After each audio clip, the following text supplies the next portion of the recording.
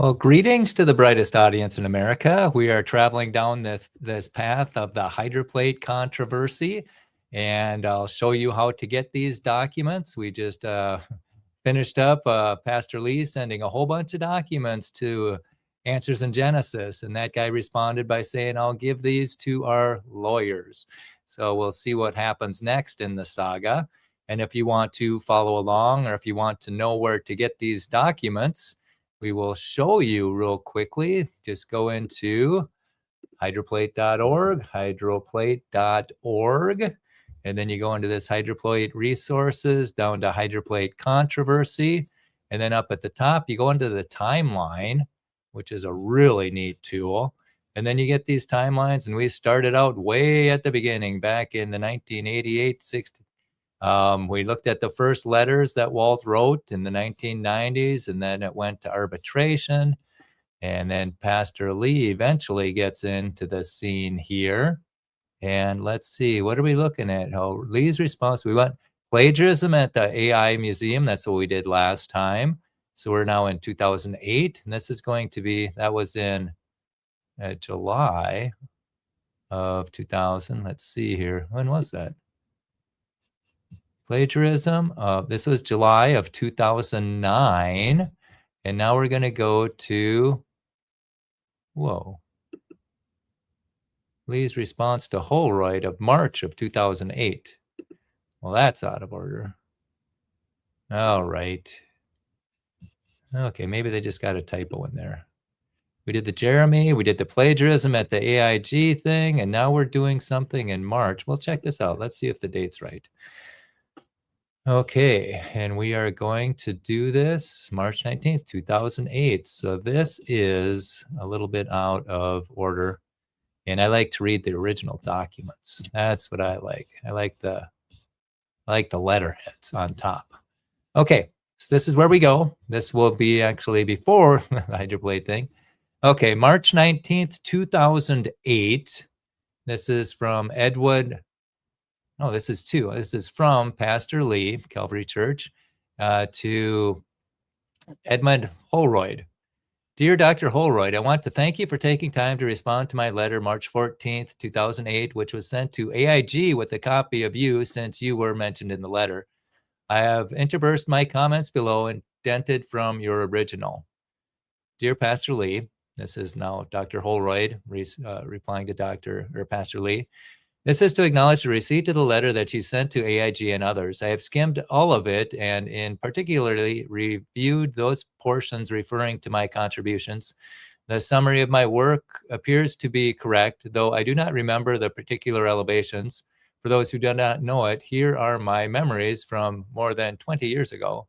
I'm glad to hear that my letter, okay, then Pastor Lee says, I'm glad to hear that my letter is factual about your contribution. This was the major reason for sending it to you. I would love to hear any additional comments you may have if and when you have the time and desire to carefully read it. My March 14th letter and the associated links. Holroyd. I was the first to outline a possible lake upstream of Grand Lake Canyon, preceding both Dr. Austin and Brown. To which Pastor Lee says, Dr. Brown and I and everyone who carefully reads the correspondence history will agree with you that you preceded Brown with your unpublished lake. Brown was not aware of your work before he published his two lakes and only became aware of your work and of you and your work when Austin presented your lake as his own in order to plagiarize Brown's breach point elevation and Grand Lake name. Brown's discovery of the breach point at the north end of the Marble Canyon was one of the smoking guns that showed Brown how the Grand Canyon formed. I do not agree with you that you preceded Austin's lake because the facts as I know them show that Austin had no lake. He used yours until he plagiarized Brown's. The fact that you preceded Brown is made clear in my letter. Dr. Brown acknowledges that you independently came up with your unnamed lake using an entirely different approach than his. You also acknowledged in writing at the International Conference on Creationism. Let's take a peek at that. There it is. You can check it out on your own. But he says, that Brown independently came up with his lake at 5,700 feet, which Brown called Grand Lake. Brown discovered Grand Lake by looking for an explanation for how the Grand Canyon was formed. He was the first to discover and explain the breach point elevation and how the breach formed Marble Canyon, undercut Hopi Lake, and with the combined water of those two lakes, created Grand Canyon and the Kaibab Upward in a matter of weeks. Perhaps because you have been affected by Austin's plagiarism, you are unaware of Dr. Brown's explanation and mistakenly said in your paper in the July 1994 ICE conference that Austin is the one who summarized the catastrophic breaching of the lakes to create the Grand Canyon. The facts as I know them are that Austin did not summarize his hypothesis. He plagiarized Brown's to the extent that he could. To this day, Austin does not have a working breach dam hypothesis. He did not and has not explained how the breach could form the Grand Canyon.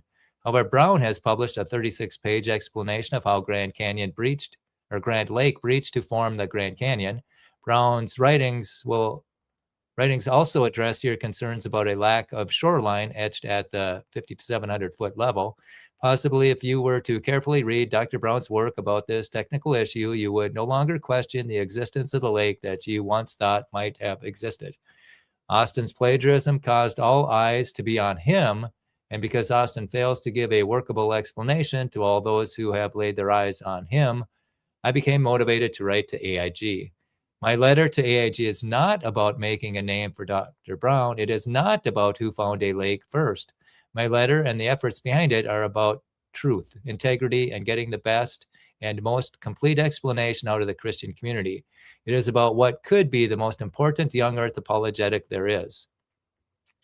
A sound and defensible explanation for the recent catastrophic formation of the Grand Canyon is a nuclear bomb in the wicked heart of the evolution lie.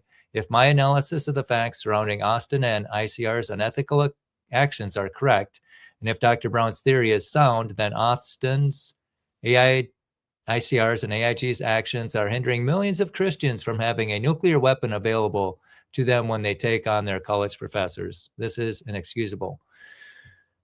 Okay, in the mid-'80s as a federal scientist, this is Holroyd. In the mid-'80s, as a federal scientist, I used our computers to colorize elevation data for use as a map underlay for plotting positions of our research aircraft that were doing cloud studies in Arizona. The digital elevation data, DEM, was produced by the former Defense Mapping Agency at a resolution of 30 degrees of latitude and longitude. I noticed that the painted desert region resembled a basin, with the canyon of the Little Colorado River providing a drain. Then I looked upstream along the Colorado River and noticed similar possibilities. I wondered how high the simulated lakes might be if the Grand Canyon did not exist.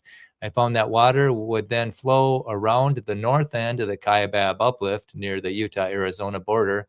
That elevation is presently about 5,600 feet, according to the DEM. Pastor Lee. If I understand what you're saying, you are talking about the saddle spill point that is north and west of Marble Canyon, a westernmost portion of Grand Lake. Please correct me if I'm wrong. Holroyd. The attached without JPEG. Not found. Okay. The attached shows a photograph of a mosaic of the region with color-coded topography.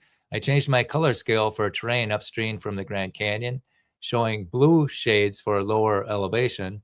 The attachment with lakes JPEG shows a photograph of the resulting mosaic. I determined that the area and volume of such a series of lake basins approximately totals that of Lake Superior. Oh, interesting. Oh, okay, there it is. Wow, that's pretty cool. So there's Hopi Lake. There's Grand Lake with the islands in it. Wow, and there's a lake way up here too. Interesting. Very interesting. And Grand Canyon's down here. Okay, there we go. Okay, enough water out of Lake Superior. Your mosaic shows, okay, and then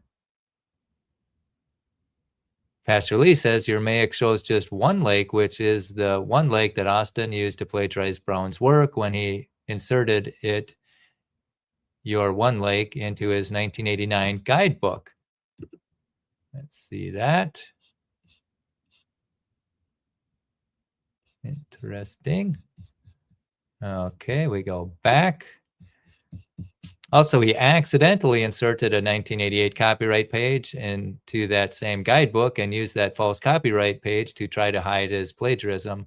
When I follow the blue of your slide, I can see that you show one lake that is primarily dammed by the current Kaibab upwarp, which did not exist at the time of breaching, according to Brown's theory. So I believe your slide should be labeled with lake as with lake for accuracy. That's seemingly small but extremely significant point. Brown's two lakes, not your one lake, solves a problem that has plagued all prior theories on the origin of Grand Canyon. As Dr. Brown published in his 1989 fifth edition, Austin was able to plagiarize a little more of Dr. Brown's information. The name Grand Lake and the two lakes separated, Hopi and Grand, and the breach point at the north end of Marble Canyon, and insert more details into his 1990 guidebook, along with your one lake map and Brown's two lake map with Grand Lake labeled. Let me see that with lakes JPEG. I don't know. Okay. So it's dammed up at Grand Lake. I don't know. All right. Anyway, we shall move on. This is Holroyd. For secular audience, I thought of describing such possible lakes during glacial or post-glacial times and comparable to Lake Bonneville. When I asked permission to possibly publish these figures, I was threatened with the loss of my federal job. I therefore destroyed the original paper mosaic, which I had already photographed. Eventually, I had my slide film developed. The attachment, both slide JPEG, shows frames 02 and frame 05. Frames 03 and 4 have the same content. Notice the Kodak date stamp on January 1987, confirming that my work was done in 1986. It was the first international conference on creationism in 1986 that I met Dr. Steve Austin. I eventually shared my insights with him, including prints for my slides. I explained to him that I was denied permission to publish the figures in that form. I prepared lesser diagrams on my personal computer for his use. Anything related to federal work would have been public domain anyway, so I was not looking for credit. Pastor Lee responds, your work is fascinating. Eric Donovan is an animator friend of mine who more than a year ago did the DEM work on Dr. Brown's 8th edition computer-generated picture of Grand Lake and Hopi Lake. Donovan used the satellite-generated elevation information to do the same thing you did in 1986. A few months ago, I asked Donovan to work on making a color-coded elevation map of the entire area around Grand Canyon so I could use it in our Grand Canyon documentary. Looks like you did the same thing years ago. And then Holroyd says, when I was contacted about your claims of Dr. Brown about Dr. Austin stealing his ideas, I explained this brief history, pointing out that Dr. Austin got his inspiration about the lakes from me. Pastor Lee says, you mean lake, unless I am misreading your map and Austin's 1989 guidebook picture. Austin wasn't inspired by a lake that was dammed east of the Kaibab Plateau or upwarp, as evidenced by the fact he ignored your lake prior to 1989. Austin was inspired by Dr. Brown's work when Austin heard that Brown was stating that he knew where the lake breached, resulting in the formation of the Grand Canyon. Unless I'm mistaken, you never talked of a breach location or a breach explanation for the formation of Grand Canyon. A lake is just a lake. A canyon is just a canyon. I feel a song coming. Scientific inspiration comes from putting those two together in a way that also explains 24 otherwise strange features on the ground, such as barbed canyons, slot canyons, volcanism, Nankoweap Canyon, missing talus, arching, Grand Canyon caverns, Petrified Forest National Park, Shinuma Sonoma Altar, Canyon de Shale, Monument Valley, tip layers, the goosenecks, the great denudation, potholes, and the inner gorge. Austin didn't and hasn't provide evidence, force, energy, and mechanisms to explain these features. Brown's published work does, and this is the reason for my letter. And Holroyd says, at the time I had already loaned slide frames 03 and 4 to Dr. Gentry. I pointed out to Dr. Brown that Dr. Gentry could independently verify the date stamp on my slides, showing that I preceded both Dr. Brown and Dr. Austin. I tried to stay out of any other discourse between Dr. Brown and Dr. Austin because I had no other knowledge about what Dr. Austin was doing. And Pastor Lee says, again, as Brown has always acknowledged since he first heard your name, you preceded Brown with a lake.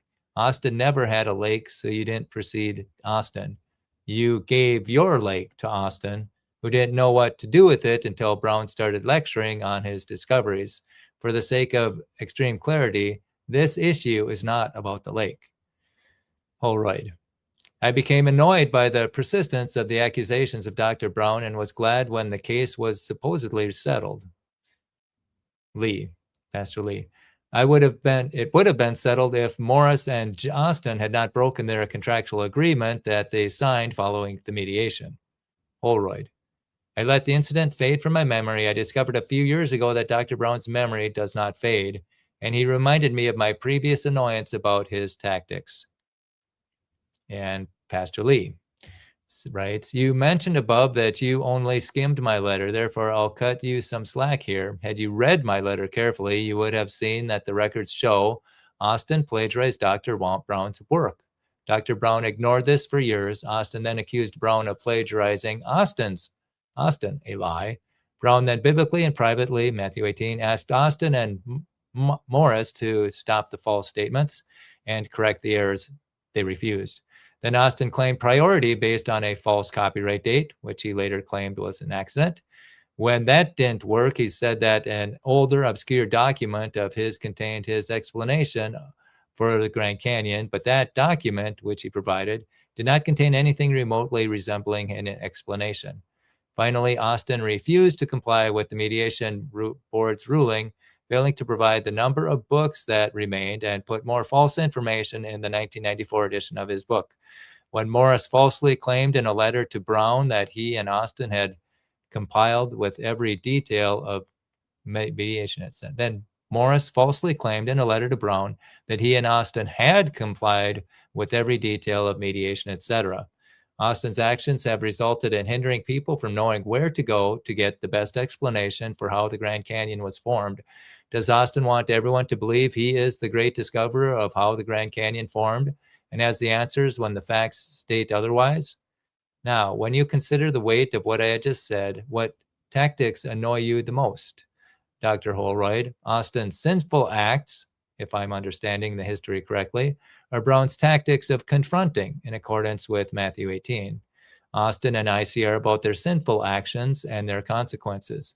If you still think Brown is the annoying one, then I would ask you why you are annoyed with one who is obeying God and why you are defending the one sinning against God. Why would you call good evil and evil good? And Holroyd continues, I continue to be disgusted about the entire issue of accusations. Dr. Brown appears to be strongly seeking the praise of men in the form of priority and credits, which are all about earthly fame. I am reminded of some scripture passage about similar or related topics. Pastor Lee, aren't you trying to judge motives, Dr. Holroyd? That is dangerous. Here I find it very difficult to cut you any slack, even though you only skimmed my letter. The record shows that Austin, not Brown, has spared no expense of sin to garnish the praise of men. The result of his desire for praise has been to lie about Dr. Brown and his work and rob people of a deeper understanding of how a breach dam carved the Grand Canyon. If I understand the record correctly, your disgust is grossly misdirected. Skimming may be a big part of your understanding. What I laid out in my letter last week requires careful study. Holroyd writes, Matthew 6, 1-2, be careful not to do your actions of righteousness before men to be seen by them. If you do, you will have no reward from your Father in heaven. So when you give to the needy, do not announce it with trumpets as the hypocrites do in the synagogue and on the streets to be honored by men. I tell you the truth, they have received their reward. In Matthew 6, 19-21. Do not store up for yourselves treasures in heaven where moth and rust destroy and where thieves break in and steal, but store up for yourselves treasures in heaven where moth and rust do not destroy and where thieves do not break in and steal. For where your treasure is, there your heart will be also. John 12:43. For they love praise from men more than praise from God. And Pastor Lee responds, I suggest you send these to Austin. Holroyd goes on, though it was proper to seek mediation a long time ago, to bring up this issue again and propose making it public seems to violate 1 Corinthians 6, 1-8, which ends, but instead one brother go to law against another, and this in front of unbelievers. The very fact that you have lawsuits among you means you have been completely defeated already. Why not rather be wronged? Why not rather be cheated? Instead, you yourselves cheat and do wrong, and you do this to your brothers. And Pastor Lee says, your use of this scripture shows me how shallow your reading of my letter was. Nothing in my letter deals with going to law against Austin. Brown never even hinted to Austin or Morris that he was going to violate this scripture. To me, it is quite possible that Austin/Morris knew that Brown would never take them to civil court, and therefore they knew they could violate the Christian Mediation Board ruling with impunity. If this was their thinking, I hope they are now coming to grips with the errors of their ways. Holroyd. This entire issue of priority over the naming of lakes that do not exist in the present is foolishness. And Pastor Lee responds, it's not about the naming of lakes, Dr. Holroyd. Please read my letter of March 14 carefully. Holroyd, they may not have existed in the past either. I have photographed some from Air Navajo Mountain and the Henry Mountains. They show no ancient shoreline etched in those produced by Lake Bonneville. This is possible strong evidence against such lake upstream from the Grand Canyon. Pastor Lee responds, I suggest you also carefully read Dr. Brown's 36-page chapter where he addresses this issue. The hydraulic mechanism that lifted the Colorado Plateau is the key, but the hydraulic mechanism presupposes the hydroplate theory, which explains what happened before, during, and after the flood, and where the flood water came from and where it went. It corresponds to the Bible in every detail. The HPT also explains the rapid formation of 25 features of Earth, including the Rocky Mountains and the world's other mountains, being buckled up in hours, and the slow uplift of the Colorado Plateau and other plateaus, all which are next to major mountain ranges, then eroding of Grand Canyon in weeks. This is another reason for my letter. Austin's and ICR's actions have not only blocked people from the best explanation for the Grand Canyon, but they have also hindered people from hearing the only biblically and scientifically sound explanation for the global flood of Noah. I find it disgusting that Austin and ICR will publicly slander Dr. Brown's work with statements like, his ideas look very impressive to someone not trained, but believe me, they are utterly laughable to one who has any training in geoscience. While Austin had plagiarized Dr. Brown's major discoveries about the Grand Canyon, Dr. Holroyd, please tell me this disgusts you too. Public slander, this must be the letter. Yep, to Jeremy. Yep, that's in there. Yep, we read that one already. The elevations are not that, Holroyd says, the elevations are not that critical either. Pastor Lee says, I agree, and Brown agrees. Brown's elevation being slightly different than yours is not the issue. However, the fact that Austin used Brown's elevation instead of yours, providing compelling evidence that Austin plagiarized Brown's work, despite his pathetic song and dance excuse about how he changed your 1,700 meters to 5,700 feet. Following mediation, Austin then renames the lake and changes the elevation to 5,800 feet. Plagiarizing, not lake elevation, is the issue. When it keeps people from the best information, including understanding the flood of Noah and the remarkable accuracy of Genesis 1 to 11. His pathetic song and dance. Yeah, I think we read this one too. Yeah. Anyhow, the weight of Lake Bonneville depressed the center of the region. Oh, this is Holroyd writing. The weight of Lake Bonneville depressed the center of the region such that present elevations of the ancient shoreline are at a variety of heights above the present Great Salt Lake. Any use of the modern dam for shoreline positions for massive lakes in the past cannot be accurate. Pastor Lee says, I totally agree with you. Holroyd goes on, your attachments bring up the topic about how could water breach the Kaibab uplift anyway. Dr. Austin suggested that I pay attention to the cave system in the red wall and Mauve limestone layers. From the geological maps, I saw numerous breccia pipes and collapse structures related to such caves. The Park Service did not want actual cave locations to be made common public knowledge. As I examined my DEM data, I noticed that the western shore of the proposed lake would approximately match the top of the limestone layers. That means what water could possibly be piped through the limestone, providing channels for an eventual catastrophic collapse through which the Colorado River now passes. I never published such research. I worried about the shallow average gradient of flows across so many horizontal miles of strata. Pastor Lee says, your worries were justified, and you were wise not to publish your thoughts about how water could breach the Kaibab uplift.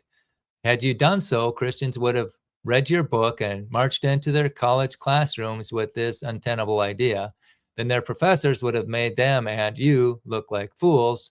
Then the student might stumble in their faith and it would be your fault.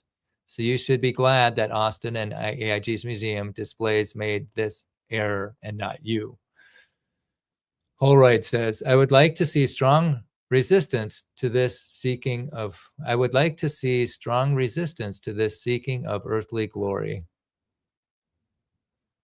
see strong resistance of this seeking of earthly glory.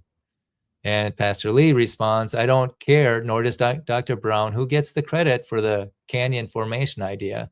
I do care that the information is incorrect and complete. No, wait, I do care that the information is correct and complete. We all should resist seeking earthly glory. We all should also seek the truth, especially when the truth could help countless people better understand the flood, our Lord's awesome power, and the accuracy of his word. Copies to Mike Matthews, editor, Answers Magazine. Institute of Creation Research, Steve Austin, John Morris, Henry Morris, the third, Larry Vardaman, Bruce Ward, Mark Rashi, the formerly worked at ICR, Peter Robinson, Associate Director of Assistant Professor of Law at Pepperdine, and Rob Yardley. There you have it. All right, so that's Holroyd's response to Pastor Lee. And then he sent that thing to, let's see, yeah, what's next? Holroyd's work of Pastor Lee. Let's take a peek at where we're at. Okay, that's probably a good space. Let's see what's coming up. What's coming next in this Holroyd's work of 19, oh, that's not it. Where did we go? We go and go and go. That's, oh, that timeline. That's a little temperamental. Hydroplate, go down to the controversy. Let's see, hit the timeline. Let's see what's coming next. Maybe I have to do it this way. That's their mediation, arbitration that turns to mediation. And this is where Pastor Lee jumps into the fray. This is where we might be right now. Plagiarism and Lee's response to Holroyd. Yeah, which dot is this? That's that dot. That is March 19th, 2008. What's this one? Plagiarism at July. Okay, all right. Okay, Lee's response. We've already done the plagiarism one. What's this? ICR to Lee. And that's a quick one. We'll read this one and then we'll move on to the next one. Okay. ICR's response to Lee. Okay. Here we go. This is from ICR, Institute for Creation Research, September 22nd, 2008. Pastor Kevin Lee, Port Orchard, Washington, regarding the July Acts and Facts article by Dr. Austin. Dear Sir, your certified mail demand letter addressed to Dr. John Morris regarding our 2008 Acts and Facts article by Dr. Steve Austin was forwarded to me, to my attention, and I serve as executive editor for all ICR publications. I was disappointed by your threatening tone against Dr. Morris and ICR regarding our publication of this well-documented article, especially considering your full-time role as an ordained church pastor in Washington State. Nevertheless, the Acts and Facts does not plan to issue a retraction of the article, its contents, or its author. ICR editorial staff and management have no further comment regarding this issue. Okay, yeah, and he answers that. Okay, that's a good place. We're going to pick up at Brown's 8th edition endnotes. This will be fascinating.